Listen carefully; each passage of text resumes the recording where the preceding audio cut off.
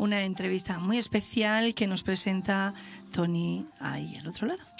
Así es, Pepi, estamos en este espacio Hoy es Vida y en esta sección de entrevistas especiales, como cada lunes nos complace pues recibir noticias de alguna persona, de cómo ha sido el cambio en su vida, también diferentes medios de comunicación, actualidad. En este día tenemos a un invitado muy especial porque nos va a hablar acerca de un problema, de una situación que no es nueva, por una parte, pero que en este tiempo parece que se está hablando y se está, en una forma más especial, está teniendo mucha repercusión. Hablamos de la ideología de género, llamada ideología de género, y vamos a ver qué es la ideología de género, qué trascendencia tiene en nuestro tiempo. Y para ello vamos a hablar con Francis Martínez, él es presidente de la Asociación Libertas aquí en Murcia, y seguro que va a ser una entrevista muy interesante. Decirles que tienen nuestro WhatsApp abierto para si quieren hacer alguna pregunta, algún comentario, en el 678-711-683. Ahí pueden dejarnos un mensaje y podremos transmitírselo a nuestro invitado esta mañana, que ya saludamos. Francis, ¿cómo estás? Buenos días. Hola, buenos días. ¿Qué tal? Pues muy bien, muy bien. Aquí estamos. Una entrevista esperada ya desde hace algunas semanas, que hablamos personalmente y que vimos la necesidad de tener un encuentro como este, una entrevista de este tipo. Y hay muchas cosas que hablar. Este tema es muy extenso y vamos a intentar por lo menos hablar los datos más importantes, más significativos de lo que comúnmente se llama la ideología de género. Primero, Francis, preséntate. ¿Qué es la Asociación Libertas? ¿Cuánto tiempo lleva operando en la región de Murcia? No sé si en otras provincias también. Y háblanos un poquito de esta asociación. Sí, bueno, la Asociación Libertas surge como un movimiento espontáneo de la sociedad civil a raíz de estas leyes que están surgiendo en toda España, que son unas leyes que consideramos que son coactivas, que son totalitarias, que están atacando, por así decirlo, nuestra libertad. Y justamente cuando se aprueba aquí en la región de Murcia, una copia prácticamente idéntica de las que se han ido aprobando en otras regiones, pues la ley de igualdad, mal llamada ley de igualdad, de LGTBI. No, aquí en Murcia la aprueba por unanimidad los 4 partidos que tienen representación parlamentaria en la región de Murcia, en la Asamblea Regional de Murcia. Los 4 partidos la aprueban por unanimidad y es una ley que, bajo el pretexto o con la pretendida excusa de querer promover la igualdad, la no discriminación de ciertos colectivos que han podido tener discriminación o que se sienten marginados, pues con ese pretexto en realidad no es ese el objetivo que busca, sino que tiene un objetivo tácito. Y el objetivo tácito es adoctrinar a la infancia, adoctrinar en los colegios en una ideología que consideramos que el Estado no tiene derecho a inmiscuirse en este terreno que es exclusivo de la familia, tal como dice la Constitución española y la Declaración Universal de los Derechos Humanos. O sea que consideramos que estas leyes que se están aprobando no solamente van en contra del derecho natural, sino contra el derecho positivo y conculcan leyes de rango superior. Entonces, ante esta situación de indefensión, pues una serie de padres y de profesionales, profesores, médicos, de una manera espontánea, pues se produce este movimiento, esta plataforma civil que desemboca en esta asociación, la Asociación Libertas, que su objetivo es defendernos contra esta injusticia que consideramos que nos quita nuestra libertad. Y ese es un poco el objetivo de la asociación. La pregunta sería, ¿qué es la ideología de género? Porque estamos hablando de esto relativamente, por lo menos en los medios de comunicación, de una forma tan masiva, relativamente hace poco tiempo, aunque no es nueva, sino que tiene muchos años ya, ¿no? ¿Qué sería en sí la ideología de género? Bueno, como decía hace un momento, este es el verdadero objetivo del ideólogo. Buscar una excusa, un argumento para conseguir el adoctrinamiento de la población, manipular la población para cambiar pues una visión antropológica y especialmente su bocado más exquisito pues es la infancia. Intentar a través de los colegios adoctrinar en esta ideología. ¿Qué es la ideología? La ideología de género una ideología es un conjunto de ideas.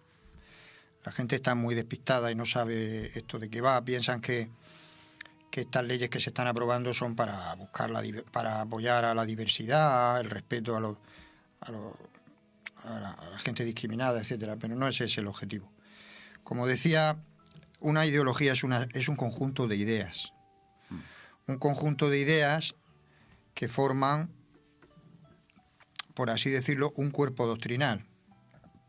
Tiene una serie de dogmas, de verdades, por así decirlo, entre comillas, conceptos, dogmas, credos, y ese cuerpo doctrinal, pues cualquier persona puede adherirse a él. Es como, por así decirlo, como una religión, sin Dios, pero sin Dios. O sea, son un conjunto de ideas que nos interpretan el mundo que nos rodea, nos interpretan nuestra propia existencia y también nos marcan unas pautas de comportamiento en la vida. Entonces es casi como una religión. Lo único que pasa es que una ideología no tiene Dios. Son una filosofía de vida. Y nos marca unas pautas de comportamiento y nos marca, por así decirlo, un estilo de vida. Entonces hasta ahí, pues, en un país libre, en una sociedad libre como España, hasta ahí no hay nada que decir. Cada uno busca la felicidad en donde cree que le conviene, lo que cree que le interesa en su vida, lo que cree que le va a hacer feliz, y hasta ahí nadie tiene nada que decir. La gente, pues, digamos que se adhiere a la filosofía o a la forma de vida que cree que le interesa o que cree que le va a hacer feliz. ¿Dónde surge el problema? El problema surge cuando el Estado, lejos de mantener la neutralidad obligatoria que debe mantener, el Estado tiene que ser neutral en estos aspectos, y cada uno puede hacer de su capa un sayo, como dice el refrán. Lejos de mantener la neutralidad, lo que hace el Estado es echarse en brazos de esta ideología y hacerla propia. En definitiva, lo que hace el Estado con este acto es hacerse confesional. Confesional no de una religión, de una ideología. La adopta como oficial y a partir de ahí empieza el legislador a legislar en base a esta filosofía, a esta ideología. ¿Qué ocurre? Que a partir de ese momento, pues todo el mundo tiene la obligación de acatar esta ideología o estas leyes que emanan de esta ideología de forma obligatoria. ¿Qué hace el Estado? El Estado primero promueve a través de sus leyes, de estas leyes, esta ideología, la subvenciona con dinero público, da premios a todo aquel que la adopta, a empresas, organismos públicos, asociaciones, subvenciones, ayuda, financiación, etcétera, la promociona con propaganda, y a todo aquel que por el contrario la cuestiona, la pone en duda, simplemente por el hecho de cuestionarla, de criticarla o de no estar de acuerdo, pues lo sanciona. ¿Cómo lo sanciona? Pues estas mismas leyes sancionan pues de muchos modos. No solamente con multas, retirada de subvenciones, retirada de conciertos económicos, condena a los profesionales que se les ocurra cuestionarla Esta ideología condena al ostracismo, condena al arrinconamiento profesional, civil, etcétera. Y en ciertos países pues ya se está incluso adoptando pues penalizaciones, valga la redundancia, penales. Claro. Cárcel, incluso pues retirada de la patria potestad de los hijos, etcétera, etcétera. O sea, esto es una cosa que va de menos a más, pero es un monstruo terrible que nos quita completamente la libertad. Leyes que, o sea, estas leyes, ¿qué tipo de libertad nos quitan? Pues nos quitan la libertad de expresión, la libertad de pensamiento, la libertad de conciencia, la libertad religiosa, porque es contraria a la religión, por ejemplo, cristiana, completamente contraria, opuesta. Entonces, pues la libertad de educación de los padres, que tienen el derecho constitucional a educar a sus hijos con arreglo a sus convicciones éticas y morales. O sea, digamos que no hay por dónde cogerlo. Ataca completamente el derecho natural y el derecho positivo.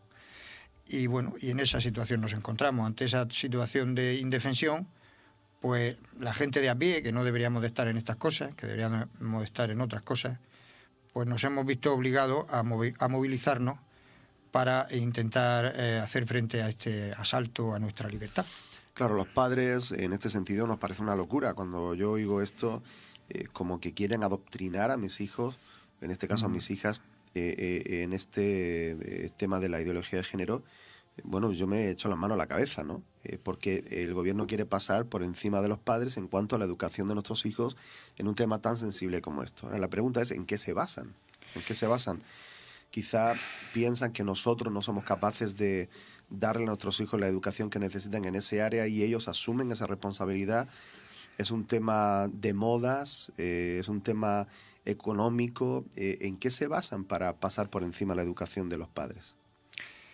Bueno, hay muchos motivos por los cuales la ideología de género se está implantando. El ideólogo lo que quiere es gobernar a la gente, adoctrinarla para que sean sus siervos, ¿no? Y entonces trata de controlar a la población, intentando pues obligarles a pensar de una manera concreta, pues para También es verdad que se mueve muchísimo dinero con esto. Se mueven miles de millones. Todos, o sea, hay una red clientelar en torno a este tema del género impresionante. Muchísima gente está viviendo de este rollo.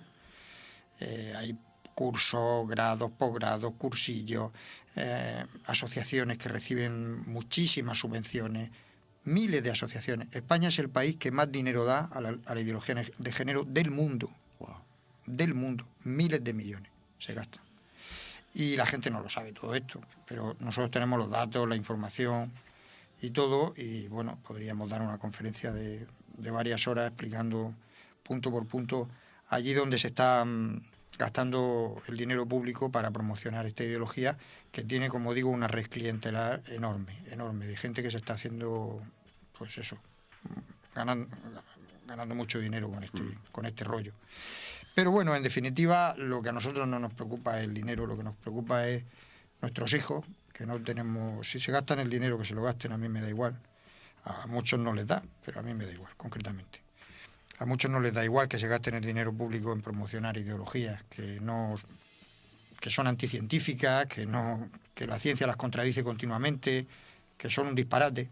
Pero para mí es lo de menos. Para mí lo más importante no es eso. Lo más importante es que cogen a la infancia, la destrozan, y en unos años pues vamos a tener una generación herida porque esta ideología es verdaderamente muy inicua.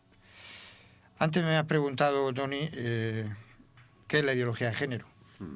Es bastante complejo de explicar, pero bueno, como he dicho, tiene una serie de dogmas, como un credo, ¿no? Tiene una serie de dogmas, y entre los fundamentales, uno de los fundamentales, pues tiene mucho, pues está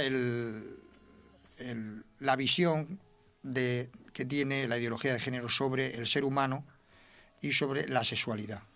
Entonces, claro, es un tema muy sensible que los padres pues no tenemos... o sea, tenemos derecho a que el Estado no se inmiscuya en ese terreno tan sensible que nos corresponde a nosotros pues gestionar la educación de nuestros hijos, claro, en esos temas tan sensibles.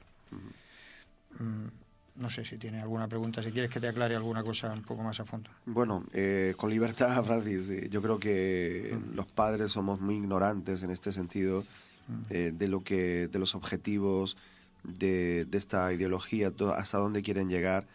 Y por otra parte, es como que todo lo establecido hasta ahora parece que está en cuestión.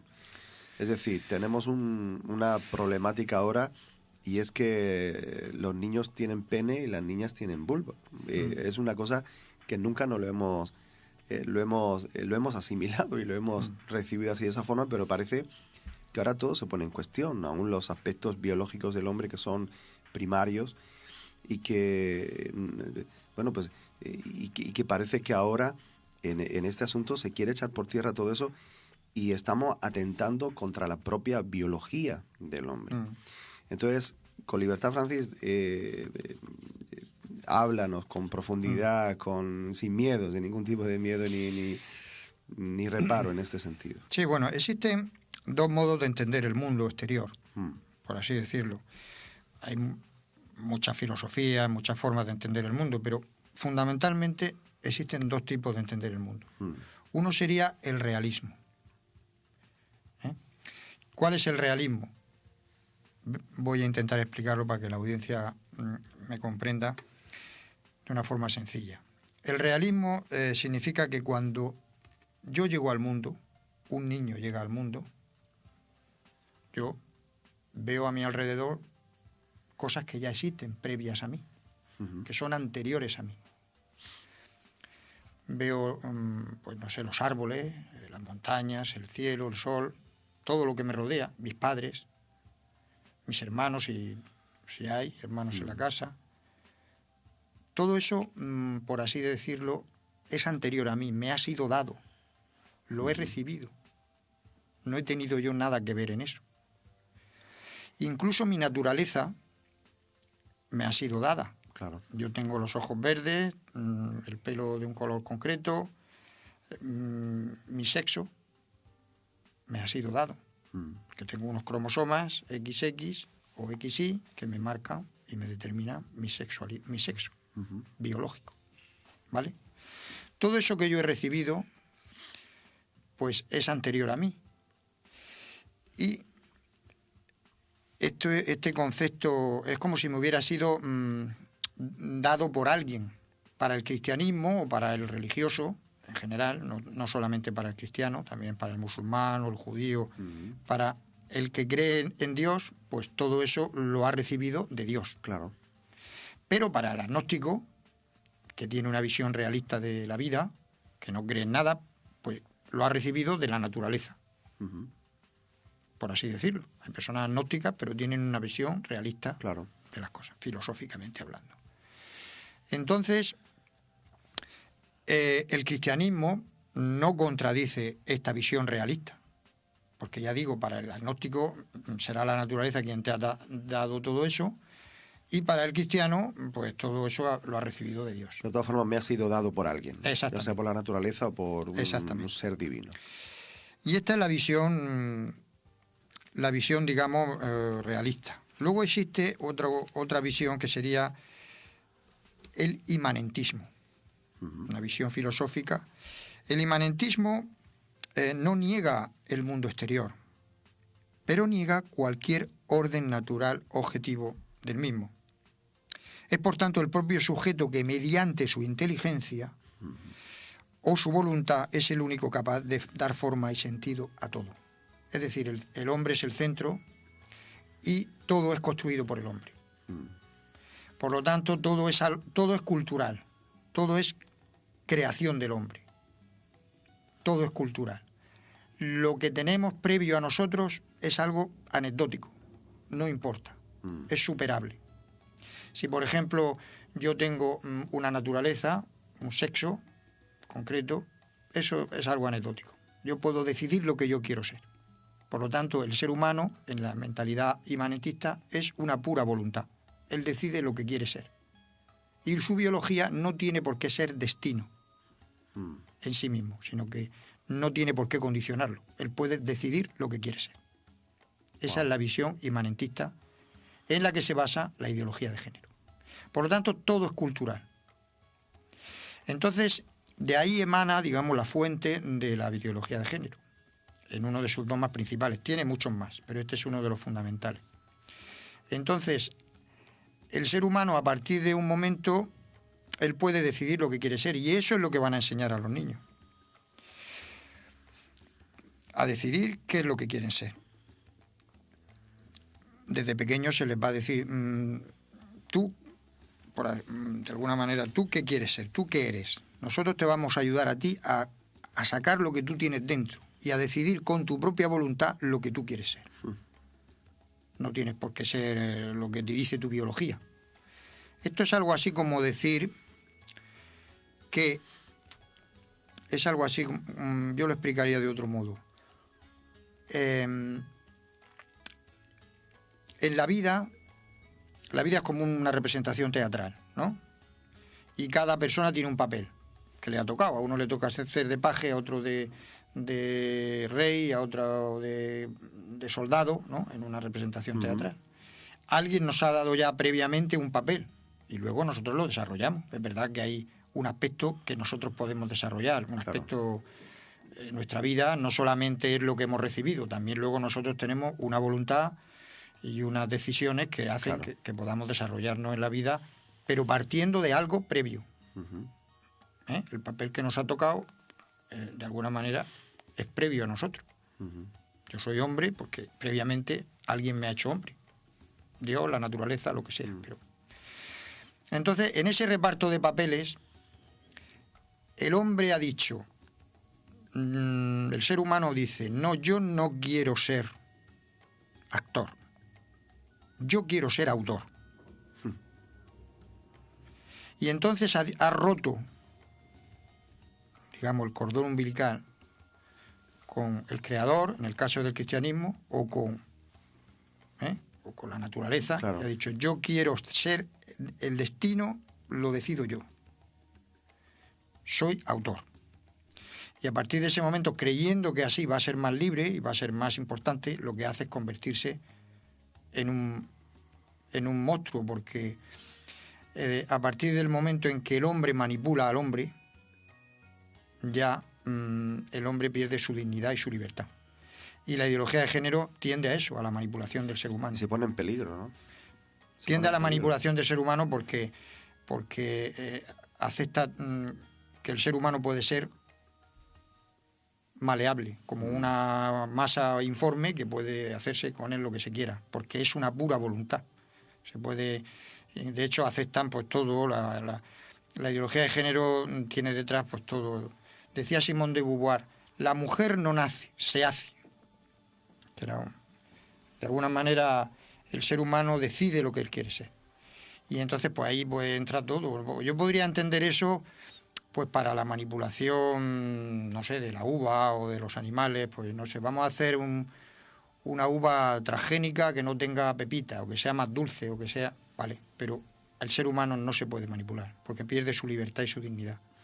Y la ideología de género es el origen de la manipulación genética, de los vientres de alquiler, de la cosificación del ser humano, del aborto, el origen de toda esa, digamos, manifestaciones del género, todas esas cosas vienen ahí radicadas en esta filosofía imanentista, que el ser humano es una pura voluntad, puede hacer lo que le dé la gana, sin tener en cuenta el respeto a su ser, a su naturaleza. Parece asombroso, ¿no? Porque este pensamiento parece incluso infantil, ¿no? Infantil porque niega la realidad y entonces empieza a promulgar ideas que son contrarias a la biología, y a mí me parece tan básico este pensamiento de, ok, vamos a respetar la voluntad de los demás, pero no neguemos la realidad. Es decir, no neguemos, hay algunas realidades que son así, reales, ¿no? Niega la biología. O sea, la biología queda totalmente negada por la biología, por la ideología de género. Entonces, claro, a los niños pequeños, en todo ese adoctrinamiento desde muy pequeños, se les va a empezar a decir, ¿tú qué eres, niño o niña? A niños pequeñitos. Pues yo soy una niña. Bueno, eso vamos a verlo. O sea, no sabes lo que eres. Nosotros te vamos a ayudar a saber lo que tú eres. Tú vas a decidir lo que tú eres. Eso, bueno, esto he dicho así a lo bruto, pero de una manera sutil, de una manera elegante, de una manera poco a poco, y entonces se les va inculcando esta mentalidad de que, bueno, por eso decías tú, los niños tienen vulva, las niñas tienen pene, como diciendo, existen muchas posibilidades, vosotros no sabéis lo que sois. De alguna manera lo vais vosotros ahí descubriendo conforme vais creciendo. Vosotros descubriréis lo que sois. Entonces, claro, se les induce a la promiscuidad, a las relaciones todos con todos, se les quita el pudor de su vida infantil, a que aprendan ellos a relacionarse con chicos, chicas con chicas, y ellos vayan descubriendo, porque ellos tienen que decidir lo que quieren ser. Su voluntad es lo importante. Por eso se llama el sexo sentido. No el sexo biológico, sino las personas tienen un sexo sentido, es decir, su sentimiento es lo importante. Su biología es algo que no tiene importancia, es anecdótico. Lo importante es el sexo sentido, lo que ellos sienten. Esto coincide con lo que acabo de decir de esto del inmanentismo, ¿no? Su voluntad es lo importante. Wow. Por eso se llama género, porque primero lo que hicieron los ideólogos es cambiar el lenguaje. Al principio los seres humanos, pues estudiábamos en los colegios, yo de pequeño estudiaba que el ser humano tiene sexo. Ahora ya no tiene sexo, ahora tiene género. ¿Por qué tiene género? Porque primero han hecho un cambio del lenguaje. Cambiando el lenguaje, se cambia el concepto que hay detrás de la palabra. Quiere decir, las cosas tienen género. La farola es femenino porque artículo femenino marca el género de la farola, artículo femenino. Pero si nos damos cuenta, eso es algo cultural. Hay algunas palabras que depende de la sociedad, del idioma, de cada país, pues en algunos países es masculino, en otros es femenino, en otros es neutro. Por ejemplo, la sangre en inglés es the blood. The blood es neutro. En español es femenino, la sangre. O en italiano es masculino, il sangue. O sea que es algo cultural. En el momento en que se introduce en el lenguaje de que las personas no tienen sexo, sino que tienen género, se está transmitiendo un mensaje, y es que también el sexo es algo cultural. Y la gente eso poco a poco lo va introduciendo en su mente, hasta que al final llega a la conclusión de que eso es así, que es algo cultural, que es algo...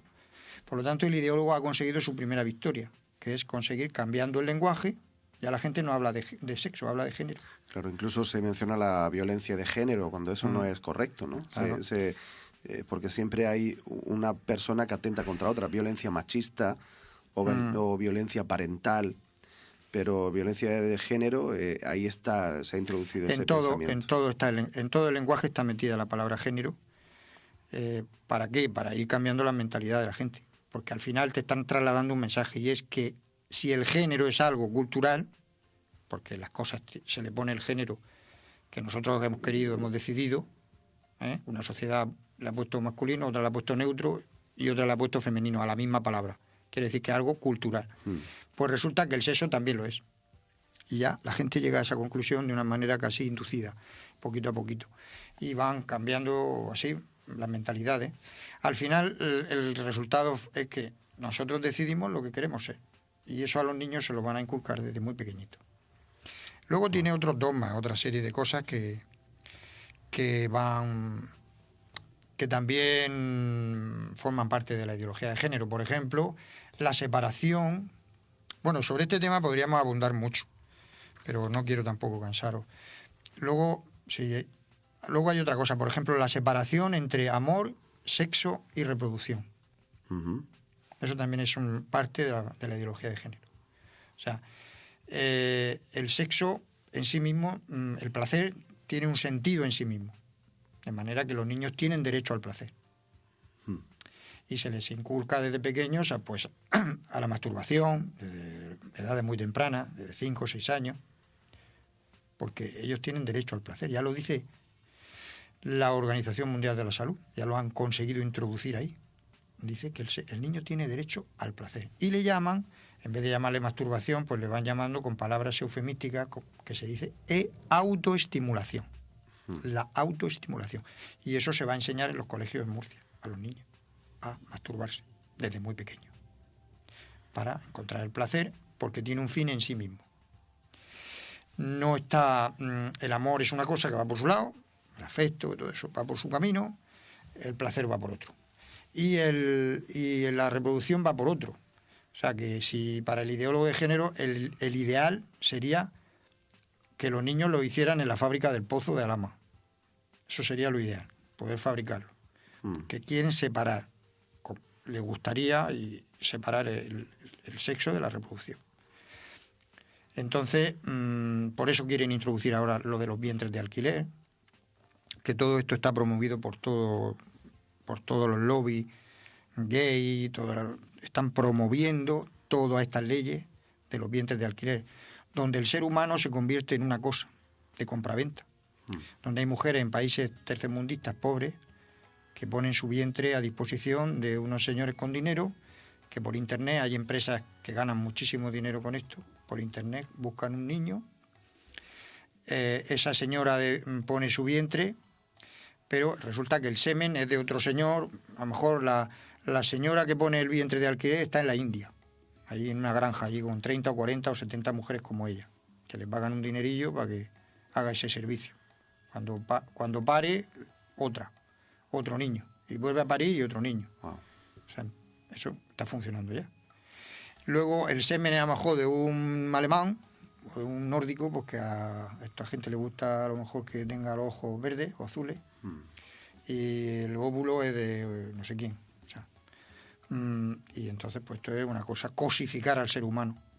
Y esto se quiere introducir aquí con mucha mano izquierda. No, es que es una realidad que existe y hay que regularla para evitar que se produzca la compraventa, pero sí altruistamente se puede hacer porque hay muchos padres que no pueden tener hijos y de este modo podrían tenerlo. Bueno, todo es una mentira y un rollo para convencer a la población, anestesiarla y convencerla de que esto hay que regularlo de alguna manera. Pero una vez que se regula ya se levanta la veda y todo el mundo va a hacer lo que le da la gana, como ha pasado con el aborto. Primero te ponen la excusa del caso extremo, de la circunstancia muy, muy singular, que hay que proteger porque esta niña ha sido violada, no sé qué. Cuando la gente ya lo ha aceptado, entonces el 99,999% de los abortos son libres, cada uno hace ya lo que le da la gana, hasta el punto que se ha convertido en un derecho. Y ya nadie ya dice nada al respecto. O sea que son cosas que se van introduciendo y al final, pues, llegan a ser aceptadas por todo el mundo. Por eso digo que la cosificación del ser humano está ya en puerta, está ya introduciéndose en nuestra sociedad. Y todo esto viene por la ideología de género. Claro, eso lo van a educar a los niños desde muy pequeños, para que las próximas generaciones ya vengan con el idioma aprendido desde pequeñines. Y esta ideología seguro que tiene sus profetas, ¿no? ¿Alguien ha contrastado, estos profetas de la ideología de género se han sentado con biólogos, se han sentado con psicólogos, con psiquiatras, para contrastar esto? O casi que creo que no permiten ni contrastar, y todos aquellos que quieren contrastar se encuentran con un muro de hormigón, ¿no? Bueno, una realidad incuestionable es que los hombres y las mujeres somos diferentes, completamente diferentes. Yo me pregunto qué ha hecho la cultura para dotarme a mí o a hombres y a mujeres de los genitales, por ejemplo. ¿Qué ha hecho la cultura para eso? O para que, bueno, está claro que el cerebro de la mujer y del hombre son diferentes, el sistema nervioso diferente, tenemos... Sistema muscular. Todo, los cromosomas que nos determinan nuestro sexo, que eso es para toda la vida, eso no se puede cambiar. Tú eres hombre y no puedes dejar de serlo hasta que te mueras. Tú, aunque te cambie tu aspecto, aunque te hormones, aunque te operes, aunque te castren, tú eres un hombre. No puedes... Porque digamos que los cromosomas que han determinado tu sexo son así y ya está, para toda la vida. Luego puedes tener, pues, hay una serie de circunstancias que se pueden analizar una por una, que te pueden hacer tener una disforia de género, o sea, que lo que se llama, desde el punto de vista de los psicólogos, la disforia de género, que es que tienes unas dificultades para aceptar tu sexo y que tienes una orientación diferente a lo que tu cuerpo es, ¿no?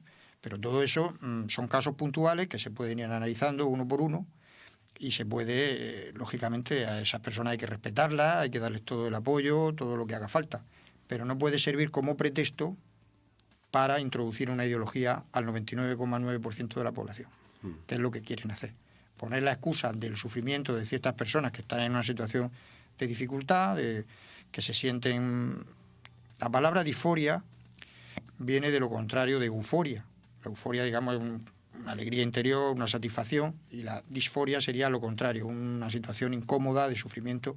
Entonces hay personas que tienen ese sufrimiento, esas circunstancias. Pues no, pero eso no puede ser una excusa que haya que respetar a esas personas, que haya que darles todo el apoyo, la protección y todo lo que necesiten. No puede ser la excusa para introducir una ideología en la sociedad de una forma coactiva, con multas, con sanciones, etcétera. Eso, y a través, sobre todo lo más grave, a través de la infancia, quitando la libertad, etcétera. Entonces, ¿por qué digo que quitan la libertad? Porque estas leyes que se están aprobando, pues no dejan ni expresarse. Cualquier persona que se exprese como yo me estoy expresando puede ser motivo de acusarlo de incitación al odio. Yo no odio a las personas. Yo no odio a las personas. Yo lo digo y lo repito 1000 veces. Nosotros, desde la Asociación Libertad, no odiamos a las personas. Ni tenemos nada contra ninguna persona, ni colectivo, ni nada. Eso no es verdad. Y lo vamos a repetir hasta la saciedad. Nosotros vamos contra las ideas, contra los errores, contra lo que consideramos que es un error. Y tenemos el derecho de opinar. Bueno, pues estas leyes te impiden el derecho de opinar. Porque si tú no te adhieres a la religión oficial, ahí es donde está el problema, que el Estado ha roto su neutralidad y se ha hecho una ideología, la ha hecho propia, oficial. Si tú no te adhieres a esa religión oficial, a eso que es políticamente correcto, pues entonces eres sancionado. Eres sancionado, eres castigado, eres condenado a la marginación profesional, social, etcétera. Y aparte es punible con multas, etcétera. A colegios que tienen su propio ideario. Y bueno, libros, en muchos países ya se están censurando libros. Es una cosa terrible. O sea, que se carga por completo todo lo que es el Estado de Derecho. Todo lo que es el Estado de Derecho. Tiene leyes tan abusivas como, por ejemplo, suprime la presunción de inocencia. De manera que si alguien te acusa de homófobo, tú ya eres culpable. Tú eres el que tiene que demostrar que no lo eres. Uno de los pilares básicos de cualquier Estado de Derecho es la presunción de inocencia. Es decir, la inversión de la carga de la prueba. Tienes que demostrar que soy culpable, ¿no? En este caso sería lo ideal. Claro, eso es, todo Estado de Derecho dice que todo el mundo es inocente mientras no se demuestre su culpabilidad. Eso es uno de los pilares básicos de cualquier jurista, te lo va a decir. Es así, es uno de los pilares básicos de cualquier Estado de Derecho. Pues ahora se cargan eso. ¿Para qué? Para que la presión sobre el acusado sea mucho más fuerte. Yo tengo que demostrar que no les odio. Pues yo no sé cómo lo voy a demostrar. Tendré que empezar a mandarle flores desde ya a su casa todos los días, a esta gente del lobby, para que vean que no tengo nada contra ellos, para que el día que me denuncien, pues llevarle los recibos de la floristería al juez. Decirme, usted, no les odio en absoluto. Yo lo único que quiero es tener la libertad de educar a mis hijos como a mí me dé la gana, como yo tengo en mi derecho de educarlos. Que además lo dice la Constitución española, la Declaración Universal de los Derechos Humanos, no es que yo me esté inventando nada. La familia es anterior al Estado. El Estado no tiene por qué meterse en estos terrenos tan sensibles. Y eso es lo que nosotros estamos intentando defender desde nuestra asociación. ¿Y hasta dónde pretende llegar esto? Porque pues esto se ve particularmente difícil, ¿no? para nosotros los padres. ¿O qué alternativa nosotros tenemos? Imagínate, Francis, que esta semana, la semana que viene, o el próximo curso escolar, empiezan a invadir nuestros colegios con este tipo de ideología. ¿Qué hacemos los padres? ¿Podemos permitir que nuestros hijos no vayan al colegio? ¿A qué nos enfrentamos los padres? Pues la cosa es muy seria. Aquí lo que pasa es que lo van introduciendo de una manera progresiva, con anestesia, como yo digo, como una ranita cuando la meten en una olla de agua hirviendo salta. Claro. Para evitar que salte, pues pone el agua Calentándose tibia, poco a poco. La rana está en el agua calentita y se siente hasta a gusto, ¿eh? Como se va calentando ahí, está feliz ahí dando vueltecitas en el agua hasta que llega un momento que está cocida. Pues esto es lo que están haciendo. No reacciona nadie y poco a poco van ahí. Pero el resultado final es terrible. Es terrible porque yo ya lo he vivido. Yo he vivido en Londres y yo ya he visto cómo actúa esta gente. O sea, es una cosa impositiva, total, un totalitarismo. Mi hija, por ejemplo, con 12 años se salía de la clase porque le ponían ahí verdadera pornografía, cosas aberrantes, que no son propias ni de su edad ni de ninguna edad. Pero bueno, el adulto puede tener la libertad de hacer lo que quiera, pero a los niños no se puede consentir eso, esa perversión. Entonces, pues ella se salía de la clase, decía, mi padre no me deja ver esto. Y entonces, ¿qué hacía? Pues la sentaban en la escalera, no creas que la mandaban a la biblioteca a leer o a estudiar, ¿no? Ahí la castigaban. O sea, aquí en Beniel el otro día me mandó un mensaje un profesor que me decía que también había un caso similar, ¿ya? 4 niñas se salieron de la clase. Y el padre me mandó un mensaje diciendo que le habían puesto ahí cosas disparates y cosas que no eran moralmente aceptables, y muchos niños que tienen ya una conciencia de lo que está bien y de lo que está mal, pues salen de la clase. Otros no son capaces porque no tienen criterio o porque no tienen edad para oponerse a estas cosas. Claro. Y los padres pues no se enteran, no saben lo que está pasando, lo que les están enseñando. De ahí la necesidad de que nuestra asociación pues está haciendo una labor de intentar humildemente divulgar esto, hacerlo llegar a todo el mundo, pues para que la gente esté informada, porque hace falta que los padres estén informados. Como digo, yo esto lo he vivido ya, y en Londres pues yo fui ahí un día en la asamblea de padres, delante de 200 padres y de la directora y del jefe de estudio, pues protesté públicamente. Y a mí pues me mandaron luego una carta, querían verme y me querían mandar los servicios sociales a mi casa. O sea que esto es una cosa muy seria, porque en algunos países hasta les pueden quitar la patria potestad a los hijos, a los padres, y ya se están dando caso. O sea que tenemos muchos casos concretos de gente que por educarlo por intentar impedir que se le inculque este adoctrinamiento, pues el Estado actúa coactivamente y se les puede quitar la patria potestad. Existen en algunos países de Europa casas de acogida donde los niños de 12, 13, 14 años, que ya han sido adoctrinados, lavados el cerebro, pues dicen, no, es que en mi casa me están presionando y no me dejan ser lo que yo quiero ser. Y entonces se los quitan a los padres, los llevan a una casa de acogida, allí les hormonan, allí los operan, los castran, les quitan la matriz, les hacen todo, o sea, unas cosas terroríficas. Y todo eso pues solamente por los informes de una gente que está ideologizada. No pueden los padres tomar decisiones sobre los hijos, porque incluso la ley de Murcia así lo contempla, de una manera sutil, pues lo contempla. Contempla que siempre en interés del menor, no sé qué, el interés del menor es que los padres pues no van a tener mucho que decir en estas cosas. Si alguien quiere llevar a su hijo a un psicólogo para que le acompañen en esa situación, no puede hacerlo. De hecho, hasta el punto llega la cosa de coacción, que hasta un adulto que quiera hacer una terapia de aversión, es decir, ir a un psicólogo, porque un adulto homosexual, transexual, lo que sea, que quiera hacer una terapia, digamos, a la inversa, no puede hacerlo. Están ya censurando despachos profesionales de psicoterapeutas, etcétera, páginas web, porque eso está prohibido. De modo que, dicho de otra manera, adaptar la biología al sentimiento, al sexo sentido, eso premiado. Se subvenciona, te dan toda la ayuda, te llevan por urgencia si hace falta. Hormonas, operación, lo que tú quieras. Todo eso está pagado y promovido. Pero si alguien, un adulto, libremente, quiere adaptar su sentimiento a su cuerpo, es decir, tengo una contradicción interior y yo quiero vivir feliz, quiero adaptar mi sentimiento a mi cuerpo, eso no se puede hacer. Que eso no se pueda hacer en un país libre demuestra el fanatismo ideológico que tienen estas leyes. Es terrible. ¿Comprende el mensaje? Sí, ¿no? sí, perfectamente. Es absolutamente coactivo, totalitario, y eso en los niños pues lo mismo.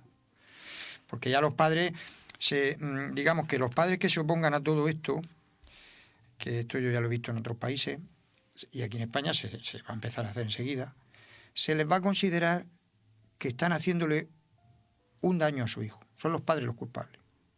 Si el niño tiene una tendencia, una orientación diferente a su biología, quiere, por ejemplo, hormonarse o quiere encauzar. Si los padres intentan, pues no sé, ayudarle, a centrarlo, todo eso, no pueden hacerlo. Se pone en marcha lo que se llama el protocolo de maltrato infantil. Los padres se convierten en maltratadores de cara a... Y entonces, digamos que el camino obligatorio es ese, el que el niño decida por su propia voluntad, como hemos dicho en la filosofía imanentista, lo que él quiere ser, construya lo que él quiere ser. El niño, que es absolutamente manipulable, ¿no? De hecho, está demostrado que casi en el 90% de los casos, está demostrado por científicos, que lo han hecho las estadísticas y lo han estudiado, casi el 90% de los casos de los niños que de pequeños tienen esa tendencia transexual, que dicen que su cuerpo y su sentimiento no coinciden, dicho de una manera simple, y que quieren, si no se operan, pasa la adolescencia y no tienen ninguna intervención quirúrgica y no tienen... Cuando llegan a la edad adulta, casi el 90% ya no lo hacen. Claro. O sea, luego ya no lo hacen.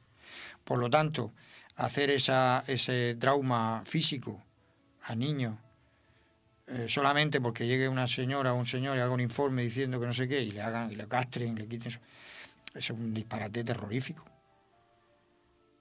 Hasta el punto de que muchos médicos se oponen, no quieren. Dice, yo no he estudiado para operar un miembro sano. Yo no quiero castrar a un niño, yo no quiero quitarle la matriz a una niña. Yo no he estudiado para operar miembros sanos. Yo he estudiado para curar enfermedades. Y entonces tienen su libertad de conciencia, que lo haga otro. Yo no lo hago. Pero también la ley contempla la coacción a los profesionales de la medicina, de la sanidad, para que obligatoriamente lo tengan que hacer. O sea, todo es coactivo, coacción. O sea, la libertad de conciencia que está consagrada en todo, en nuestra Constitución, en los derechos humanos, etcétera, aquí también se conculca. O sea, se están conculcando continuamente derechos fundamentales. Y es una cosa, luego la educación también de los profesores, la libertad de cátedra, porque muchos colegios tienen su ideario propio. Pues no sé, cristianos, aquí en España la mayoría son católicos, pero en otros países, pues, de otras, digamos, iglesias, ¿no? Una confesión. De otras confesiones, no sabía expresar la palabra. Y entonces, pues claro, se están dando cuenta que les quieren obligar a hacer lo contrario a su criterio moral, a su conciencia moral. Muchísimo, por ejemplo, en países americanos, donde más se dan, donde esta lucha la están liderando, por ejemplo, los evangelistas, mayoritariamente. Allí ha habido muchísimos pastores, 40.000 pastores en Estados Unidos han firmado un manifiesto diciendo que se niegan a introducir la ideología de género en su... Así, firman y da igual que les lleven a la cárcel, que hagan lo que quieran, que ellos no lo van a consentir eso. Y ya tenemos mucha información al respecto. Se está movilizando muchísimo en Perú, por ejemplo, con grandes movilizaciones de millones de personas. En otros países como Polonia, que es más de mayoría católica, pues igual ahí no se puede entrar esto, que no lo aceptan. O en Hungría, yo he hablado con la ministra de Hungría de Educación y a mí me la está explicando que allí, les están presionando desde la Comunidad Europea y todo, y ellos no lo aceptan. En países como Croacia, que también tiene una mayoría católica, lo han revertido. hicieron una recogida de firmas, no sé cuántos millones de firmas recogieron en 2 meses y revirtieron la ley. La ley que estaba aprobada la tuvieron que retroceder. O sea que han sido muy valientes y muy activos. En España, ¿qué es lo que sucede? Pues no sé, la gente está durmiendo, la gente no se entera. A mí me da envidia ver a esta gente de Perú, por ejemplo, que cómo se están movilizando, cómo tienen esa conciencia moral de lo que está bien y de lo que está mal, y defendiendo a sus hijos. Se supone que nosotros fuimos los que le llevamos la civilización cristiana y ahora ellos vienen a darnos lecciones a nosotros de libertad, ¿no? Y me da envidia de verlos cómo se mueven y cómo están actuando, porque aquí en España esto es un cementerio. Esto es un cementerio, ¿eh? Yo cuando doy por ahí conferencias y todo eso, pues sí, van 100 personas, 150 personas, 200 personas, pero no se ve una reacción potente. Yo creo que todavía quizá no se le ha visto demasiado las orejas al lobo, ¿no? O los padres todavía no hemos calculado la importancia que tiene este tipo de ideología para nuestros hijos. Y es como cuando ven a nuestros hijos, quizá, y nos toque a nivel personal a cada uno, ahí es donde reaccionaremos y diremos, oye, ¿pero qué ha pasado? ¿Y cómo, qué se está haciendo aquí en este sentido? No se está haciendo nada, vamos a movilizarnos. Entonces quizás será... Espero. No perdamos la esperanza, ¿no? De hecho, yo estoy aquí como, pues no sé, como David contra Goliat. Somos una asociación muy pequeña, muy humilde. Tenemos voluntarios, hay unos 200 voluntarios, que no es poco, y varios miles de personas que nos hacen un seguimiento a nuestra información a través de las redes sociales, etcétera. Pero ¿qué es eso frente a 1,5 millones, 1.700.000 habitantes que tiene la región? Pues no es nada, somos un mosquito. ¿Y cómo movéis vosotros, Francis, en la asociación? ¿Cómo hacéis para defender o contrarrestar o hacer retroceder un poquito todo este mare magnum que viene encima? Pero lo primero que estamos haciendo es una labor divulgativa, yendo por allí donde nos abren las puertas. Por ejemplo, este caso es un ejemplo de labor divulgativa. Allí donde nos dejan hablar, pues hablamos. Nuestro arma es la palabra. Hablar y explicar y intentar movilizar las conciencias. Vamos por los centros culturales, las parroquias, auditorios municipales, etcétera. Vamos donde nos dejan la radio, televisiones, donde nos abren la puerta, pues. Y luego los colegios también, que es muy difícil porque tienen mucho miedo la gente. Los colegios tienen mucho miedo a que les quiten las subvenciones o el concierto. Pero está contemplado en la ley. Es muy coactiva la ley. Entonces tienen miedo. Pero bueno, a través de las asociaciones de padres se puede hacer, porque los padres tienen derecho a ser informados. El colegio no se involucra, el colegio no tiene nada que decir. Son los padres los que han decidido, pues, organizar una charla informativa, y luego el que quiere libremente se adhiere o no a ese mensaje. Porque mucha gente no estará de acuerdo conmigo. No digo que todo el mundo esté de acuerdo conmigo con lo que estoy diciendo. Claro.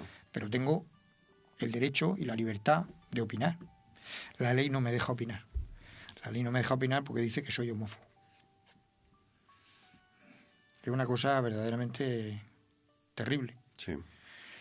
Yo haría una pregunta.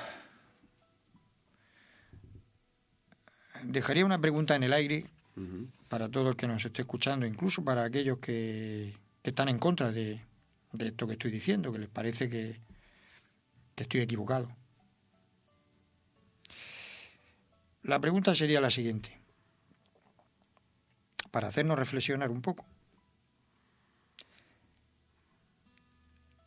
Lo digo en nombre de la diversidad, que todos estos dicen que esto es para la diversidad, que hay que visibilizar a los que son diferentes, la diversidad, la igualdad, el respeto a la... Yo voy a hablar en nombre de la diversidad. Uh-huh. La pregunta es, ¿tengo yo derecho a inculcar a los hijos de los demás mis ideas? ¿O esto solo es privilegio de ciertos colectivos? Buena pregunta. Uh-huh. Si alguien me responde a esa pregunta, pues sería interesante saber qué pasa, porque esos colectivos tienen ese privilegio y yo no. Ellos tienen el privilegio de educar a mis hijos. ¿Puedo yo hacer lo mismo? No, ¿verdad? Por lo tanto, no hay igualdad. Yo también soy diversidad, ¿o no? Sí. El problema está en que el Estado ha hecho oficial una doctrina que ahí es donde está el problema. Si no hubiera sido por eso, pues cada uno vive como le da la gana. Cada uno tiene su estilo de vida, el que quiera, pues que, oiga usted, monte usted su colegio y enseñe usted a sus hijos lo que le dé la gana. Pero no me cierre el mío, por así decirlo. O monte usted su chiringuito y haga usted lo que quiera con su pandilla.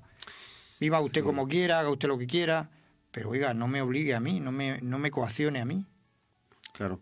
Y para concluir, Francis, que ya se nos echó el tiempo encima, ¿qué consejos le darías a los padres en ese tiempo? ¿Qué hacemos los padres? ¿Qué podemos hacer ante este mensaje? Bueno, pues lo primero que hay que hacer es informarse bien, ser responsable, porque hay que proteger a los niños. No basta con enseñarles en casa lo que está bien. Hay que protegerlos del mal también, protegerlos del mal. Porque edificar cuesta mucho. Destruir es un momento. Claro.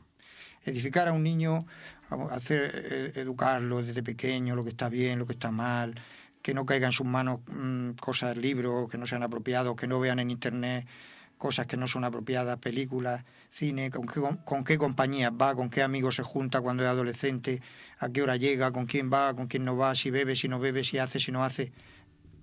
Proteger, o sea, todo eso cuesta años para que el niño vaya haciéndose un hombre o una mujer y sepa ya discernir por sí mismo lo que está bien y lo que está mal. Esos años de educación. Pero en cambio destruirlo es un momento. Esta gente lo coge en 3 tardes y lo pervierten, pero vamos, en nada. En muy poca, en 3 tardes, porque destruir un edificio es ponerle una bomba y cae. Hacerlo cuesta años.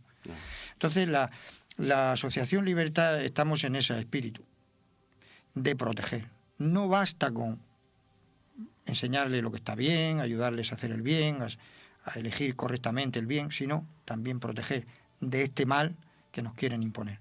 Por lo tanto, nos negamos rotundamente a que esto se instale en nuestra sociedad de forma obligatoria. Nos negamos. Y como desde el punto de vista jurídico estamos muy indefensos. Desde el punto de vista jurídico estamos indefensos porque estas leyes, como digo, digamos que nos dejan atados de pies y manos. Se ha intentado elevarlo al defensor del pueblo y el defensor del pueblo la ha cogido y la ha dejado en el cajón. ¿Por qué? Porque el defensor del pueblo ha demostrado con esto que no es un defensor del pueblo, es un político más, que está al servicio de quien le nombra. Y en Murcia, concretamente, el defensor del pueblo pues está nombrado por políticos, lo han quitado. Ahora está formado por una comisión de 4 personas, uno de cada partido, de los que tienen representación parlamentaria. Es decir, hay un representante del PP, otro del PSOE, otro de Podemos y otro de Ciudadanos. Y esa comisión actúa como defensor del pueblo. O sea, ¿qué amparo voy a tener yo en ese defensor del pueblo que es juez y parte? Ellos mismos han hecho las leyes o han promulgado esas leyes y... Claro. El legislador ha legislado en base a una ideología. Ha nombrado a un defensor del pueblo que es salido de su propio partido. ¿Cómo le puedo yo pedir amparo? No puedo, porque no me va a hacer caso, porque es juez y parte. Entonces la única vía jurídica es complicado, la ordinaria, pero bueno, la ordinaria puede indemnizarse y no resuelve el problema, porque te pueden dar la razón a ti, pero luego eso es muy largo, muy complicado y requiere un esfuerzo de todo tipo, económico, de voluntad, de todo muy grande. Claro. Si hubiera una unidad grande, una unión entre toda la gente, sí. Se podría hacer una oposición fuerte, como se está haciendo en Perú, en Croacia o en otros países. Pero aquí a nivel individual es muy complicado eso.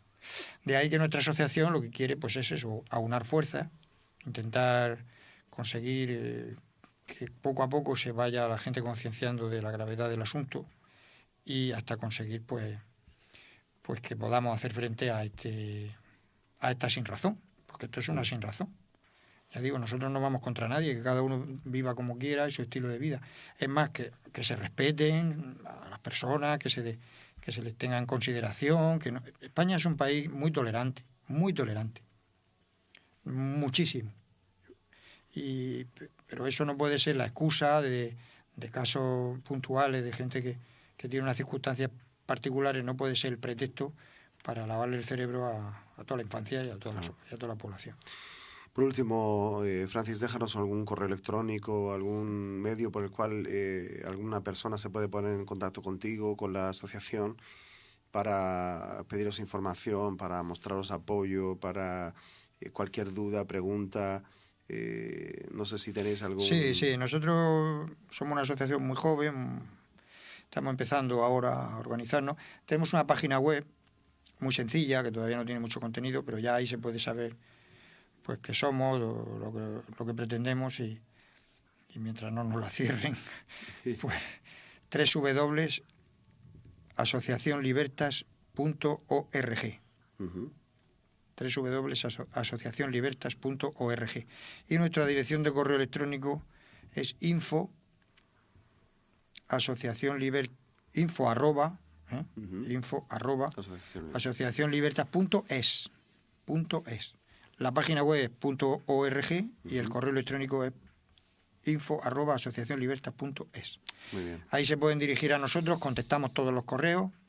Cualquier persona que quiera información, que quiera la ley, se la puede bajar de la página web para leérsela, que mucha gente no se la ha leído. Yo cuando he dado conferencias por ahí, muchas veces he tenido entre el público pues jueces, abogados, que luego han dicho, estoy perplejo, no me esperaba esto, porque las conferencias que damos pues explicamos la ley, desgranándola punto por punto, los puntos controvertidos, en qué cosas contradicen leyes de rango superior, los derechos humanos, etcétera. Hacemos una serie de conferencias divulgativas a distintos niveles intelectuales, pero intentamos llegar a todo el mundo, y todo esto se explica. La ley se la pueden bajar de nuestra página web. El que quiera dirigirse a nosotros le contestamos a todo el mundo. El que quiera ofrecerse voluntario para colaborar o quiera participar en nuestra asociación de la manera que le parezca oportuno, o más activamente o menos, hay muchos niveles de colaboración. Claro. Y todo eso pues puede dirigirse a nosotros. Yo invitaría a todo el mundo, a todo el que... Pues eso, que el que quiera contactar con los que vivimos fuera de Matrix, que se pongan en contacto con nosotros y ya pues empezarán a informarse bien de todo. Muy bien, pues Francis Martínez, presidente de la Asociación Libertas, gracias por estar aquí con nosotros este momento en Radio y Televisión Vida. Y bueno, pues gracias por alertarnos, informarnos de todas estas nuevas corrientes que están azotando nuestro país. Y bueno, yo creo que seguiremos en contacto, quizá en algunas de las nuevas leyes que se vayan promulgando. Yo creo que si tú lo ves bien, podrías venir de vez en cuando para seguir informándonos y hablándonos un poquito más. Yo soy el agradecido por haberme abierto las puertas de vuestra casa, porque esto no es una cosa ni de evangelistas, ni de católicos, ni de agnósticos, ni de nada, ni de judíos, ni de griegos. Esto es una cosa de todo el mundo. Correcto. De la libertad. Se supone que lo que estamos defendiendo es la libertad. Así es. Y no vamos contra nadie, ni siquiera. Lo que pasa es que, claro, tenemos que defender nuestros derechos y aquí estamos, intentando hacerlo lo mejor posible. Esto es una lucha, como he dicho hace un rato, de David contra Goliat. Pero la única esperanza que nos queda es eso. El resultado final fue que Goliat cayó de bruces. Esperemos que así sea. Yo creo que sí. Esperemos que así sea, no perdamos esa confianza. Pues gracias Francis.